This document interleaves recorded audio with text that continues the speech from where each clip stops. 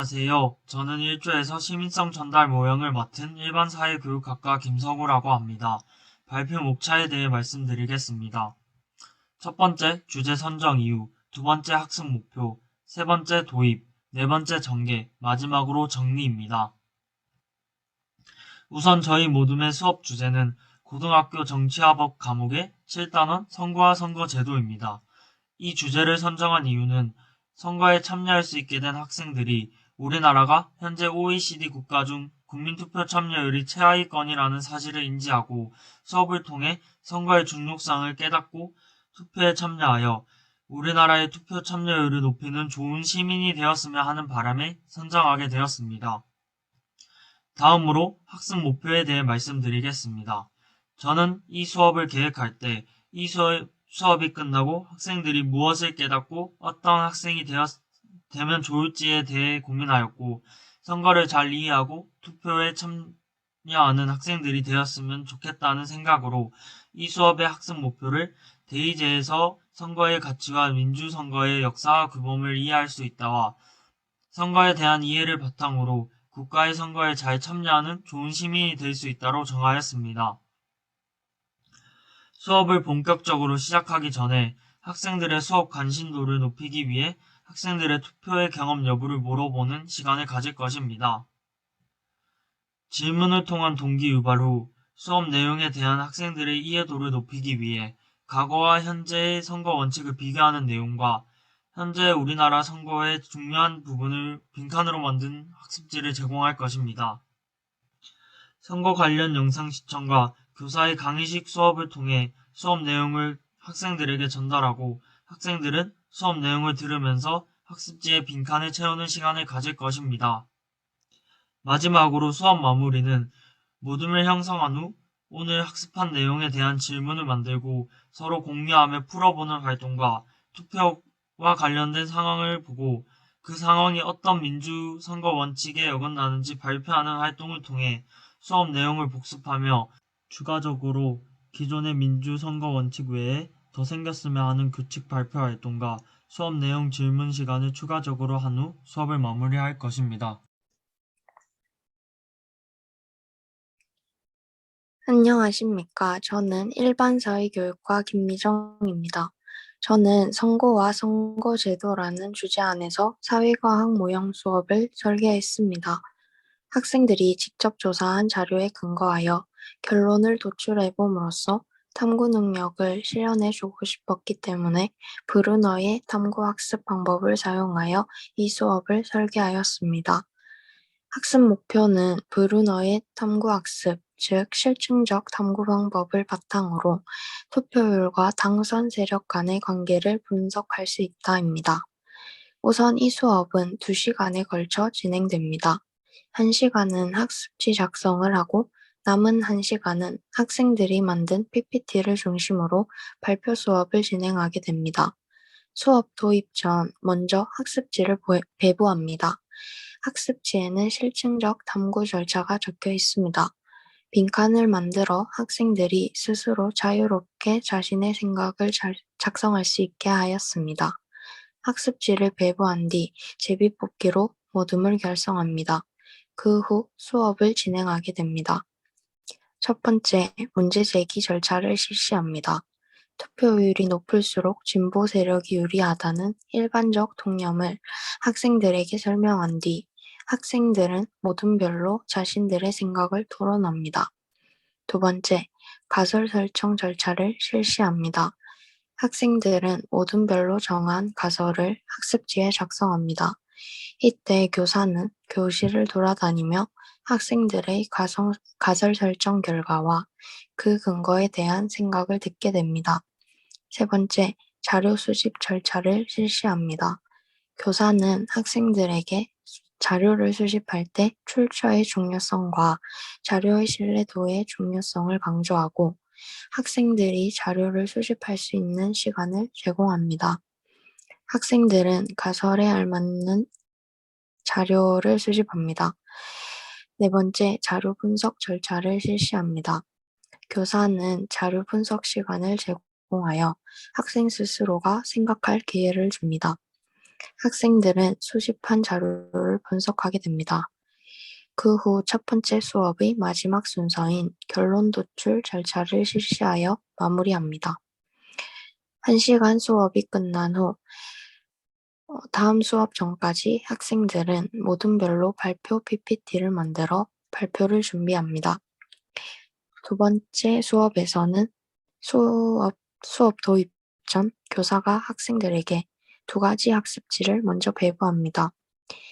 하나는 학생 개인 평가 종이로 학생들이 다른 모둠의 발표를 듣고 타당성과 신뢰성을 따져 서로가 피드백하는 시간을 가지게 되고, 다른 학습지는 수업 만족도 관련 종이입니다. 학습지 배부가 끝난 뒤 제비뽑기로 발표 순서를 정해 학생들이 모둠별로 발표를 합니다.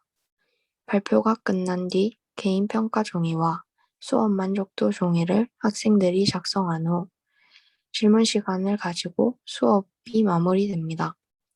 교사는 학생들의 수업 만족도 종이를 걷어 학생들이 작성한 개선점과 의견 등을 적극적으로 다음 수업에 반영할 수 있도록 합니다. 지금까지 발표를 들어주셔서 감사합니다. 안녕하세요. 반성적 사고 수업 모형에 대해 발표하게 된 일반사회교육과 강초희입니다.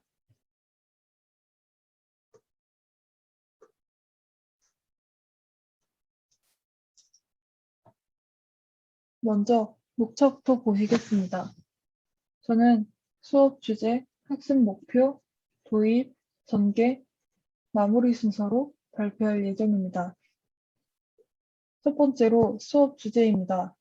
저희 모둠에서는 수능 특강 정치화법 7강 선거와 선거제도 단원을 채택하여 수업을 설계하게 되었는데, 그 중에서 저는 우리나라 선거의 문제점 파트를 중심으로 수업을 설계했습니다.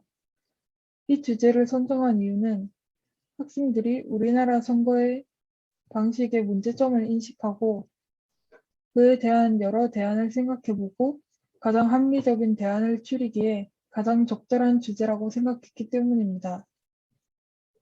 두 번째는 학습 목표입니다.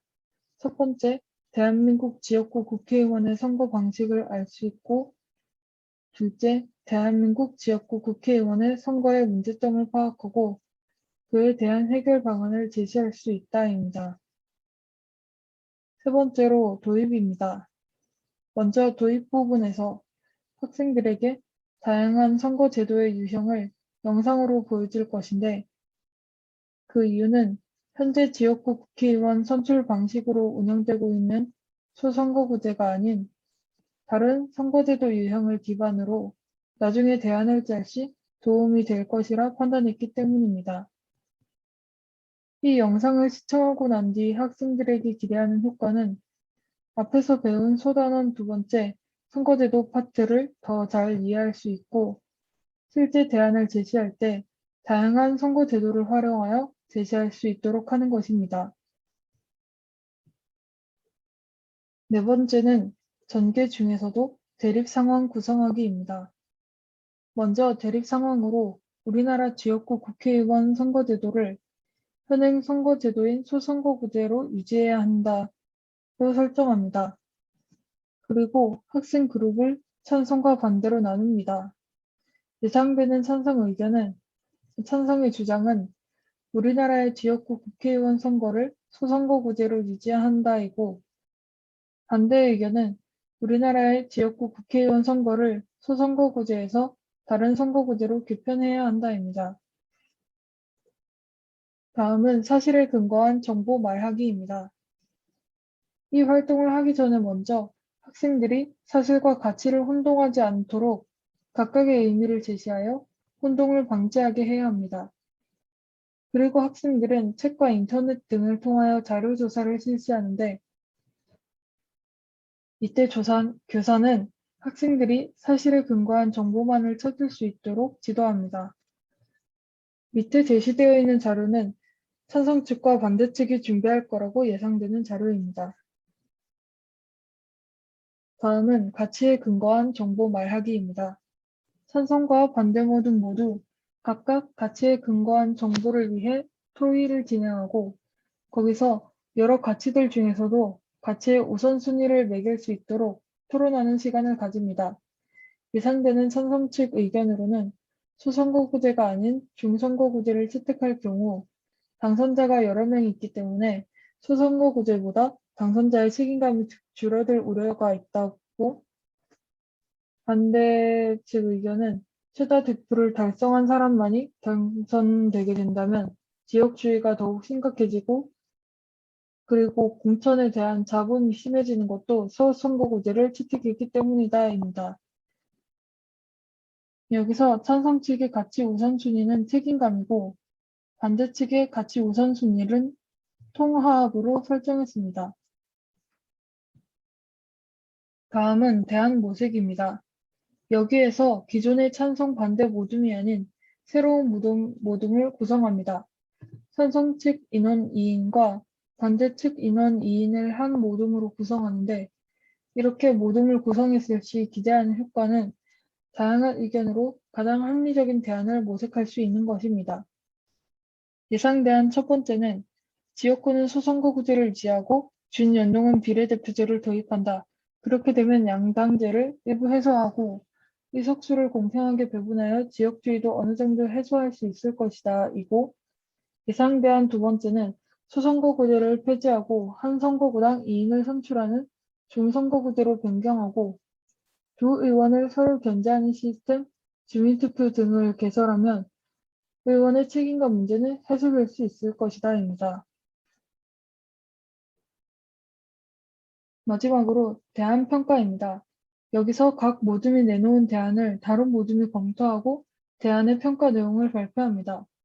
대안 첫 번째 평가 내용은 우리나라가 2020 총선 당시 준연동형 비례대표제를 시험적으로 실시했지만 전체 비례의석 47석 중 36석을 더불어시민당과 미래한국당이 가져갔기 때문에 양당제가 해소된다고 하기에는 어렵다 등이 있고 대안 두 번째에 대한 평가로는 두 명의 의원이 선출되었을 때 추구하는 정치 성향이 다를 수 있기 때문에 이 부분에서 충분히 둘이 견제할 수 있는 조건은 갖춰졌다 등이 있습니다.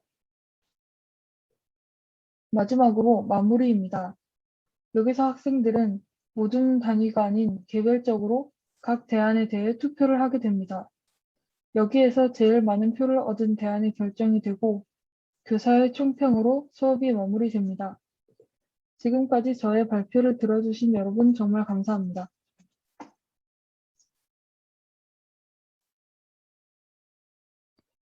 안녕하십니까. 저는 사회비판 모형 수업 기획안을 발표하게 될 일모듬 일반사회교육과 21학번 김서연입니다.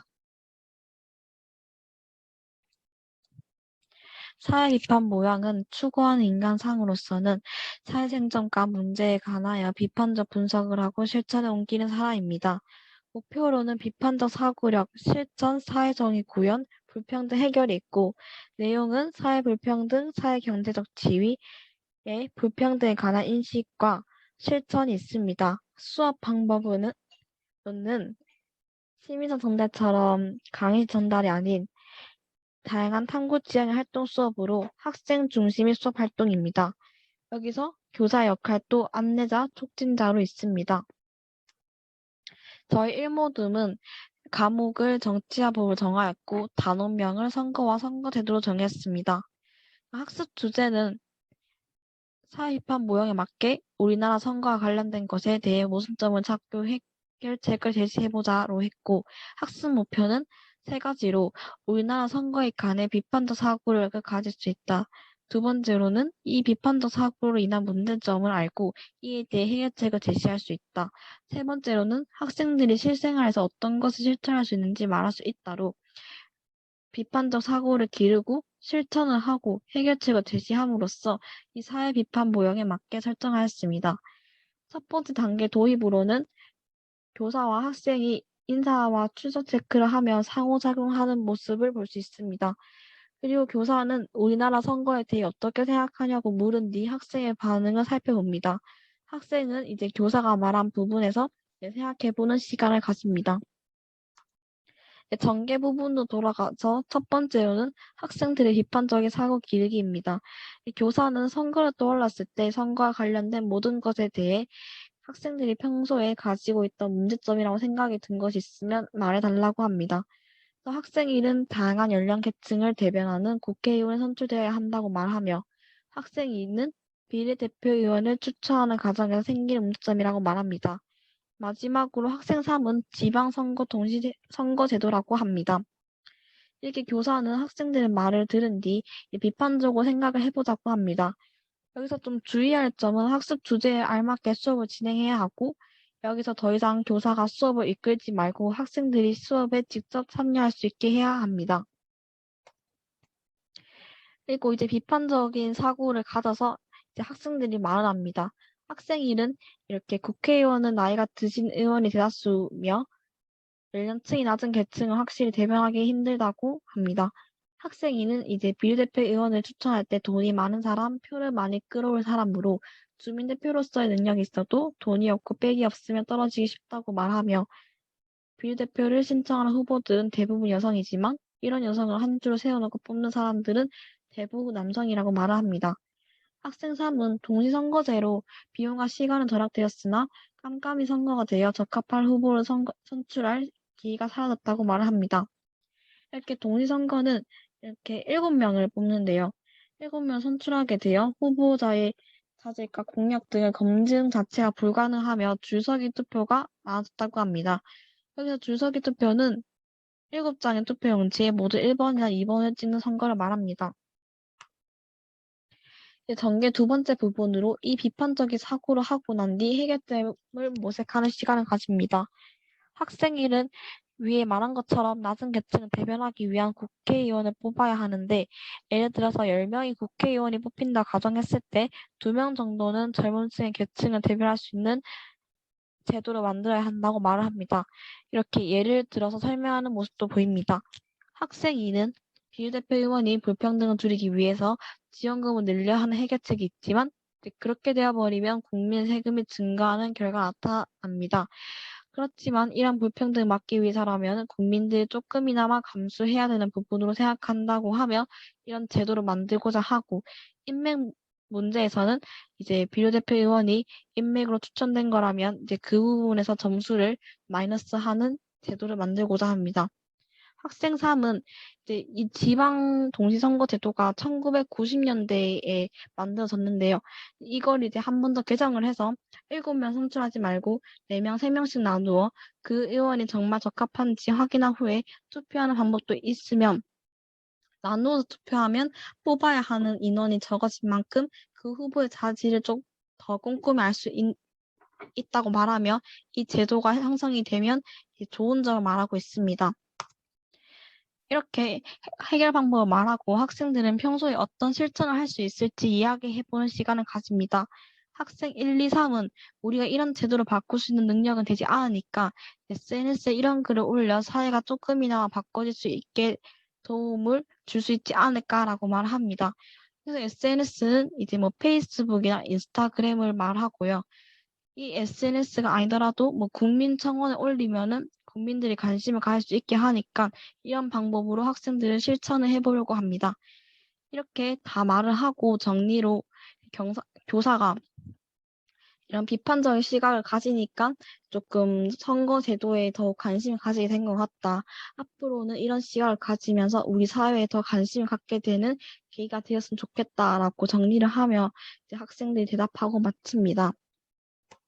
제가 이 수업 계획안을 짜면서 이 수업으로 학생들에게 반을 기대 효과를 생각해 보았는데요.